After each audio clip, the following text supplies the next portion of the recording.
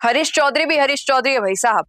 हाल ही में ये जैसे ही खबर आई कि भाई साहब उधर पीएम साहब आएंगे, इनॉग्रेशन करेंगे, तो हरीश चौधरी ने लिख दिया कि भाई साहब शादियों के सीजन में लोग नहीं मिल रहे हैं, इसलिए बच्चों को बुलाया जा रहा है। अब पूरे विस्तार से समझाती हूँ आपको क्या कुछ मामला चल रहा है। दरअसल देखिए कि HPRL रिफाइनरी जो पचपदरा में है, उसका उद्घाटन होने वाला है 21 अप्रैल 2026 को। अब क्योंकि हाल ही में शादियां बहुत ज्यादा हैं, अक्षय तृतीया है, शादियां बड़ी होती है, तो 11वीं और 12वीं कक्षा के जो विद्यार्थी हैं उस क्षेत्र के, बलौत्रा के, इन सभी को बुलाया गया है भ्रमण के लिए। और इसी संदर्भ में जो है वहां के मुख्य जिला शिक्षा अधिकारी जो है देवाराम प्रजापत, उनके द्वारा सभी जितने भी स्कूल्स होंगे आसपास के, वहां पर ये गया है इंफॉर्मेशन के रूप में। लेकिन हरीश चौधरी ने इसे ट्वीट करते हुए लिखा है कि भ्रमण के नाम पर विद्यार्थियों को जबरन प्रधानमंत्री की सभा में ले जाने का ये आदेश न केवल शिक्षा व्यवस्था के खिलाफ के साथ खिलवाड़ करता है, बल्कि लोकतांत्रिक मूल्यों का भी खुला अपमान है। स्कूल और कॉलेज ज्ञान और व्यक्तिगत निर्माण के केंद्र होते हैं, न कि किसी राजनीतिक भीड़ जुटाने के साधन। जब सरकार को अपने ही कार्यक्रम में लोगों की स्वाभाविक भागीदारी का भरोसा नहीं रहता, तो ऐसे आदेश जारी किए जाते हैं। ये साफ संकेत है कि जनता का जुड़ाव घट रहा है और जबरन भीड़ में बदलने की कोशिश की जा रही है।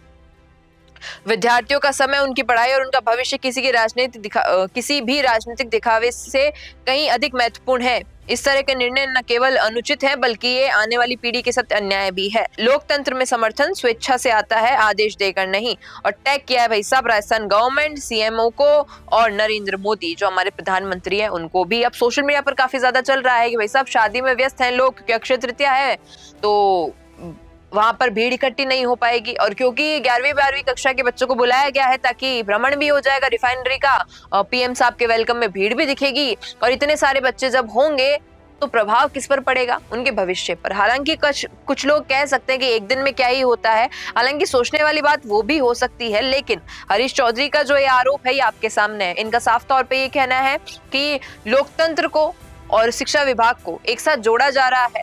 जिन बच्चों को पढ़ना चाहिए, जिन बच्चों को अपना समय पढ़ाई में देना चाहिए, उन बच्चों को आप भीड़ जुटाने के लिए केवल वहां बुला रहे हैं जहाँ पे मुख्यमंत्री और प्रधानमंत्री मौजूद होंगे। अब प्रधानमंत्री अगर रिफाइनरी का इनॉग्रेशन करने आ रहे हैं, आपको भीड़ नहीं मिल पा रही है, आपको खुद पर ही भरोसा नहीं है, तो आप ऐसे आदेश ला रहे हैं। अब ऐसे आदेश देना सरासर गलत है।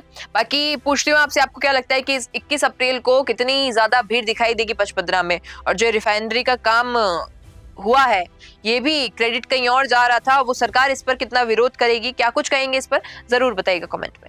बिजनेस अच्छा हो सकता है, लेकिन अगर नाम नहीं दिखा तो पहचान कैसे बनेगी?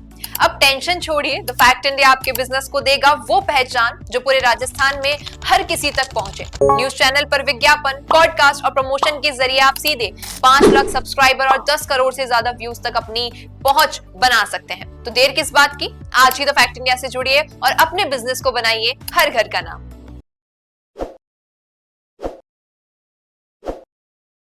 ताज़ा खबरों के लिए विजिट करें द फैक्ट इंडिया।